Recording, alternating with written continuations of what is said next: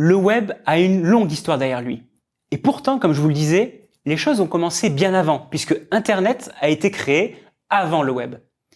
En 1969, le gouvernement américain a mis au point un réseau militaire décentralisé, qu'on appelait ARPANET, et qui est aujourd'hui considéré comme l'ancêtre du web. L'idée était de faire en sorte que le réseau puisse continuer à fonctionner, même si certaines villes entières ne répondaient plus. Et aujourd'hui encore, Internet fonctionne selon ce principe. Quelques années plus tard, on s'est demandé qu'est-ce qu'on pouvait bien faire de tout ça.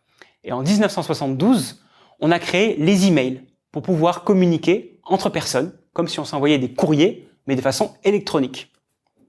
Et puis, bien des années plus tard, en 1991, un chercheur au CERN, à la frontière franco-suisse, a eu l'idée qui est devenue le web. Ce chercheur est aujourd'hui considéré comme le père du web. Il s'agit de Tim Berners-Lee. Il a mis au point la première version du langage HTML qui permet de créer des sites web.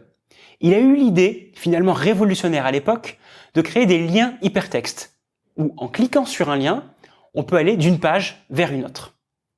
Aujourd'hui, Tim Berners-Lee s'intéresse toujours à l'avenir du web et il a même fondé le W3C, le World Wide Web Consortium, dont le rôle est de définir le futur des technologies du web. Rien que ça.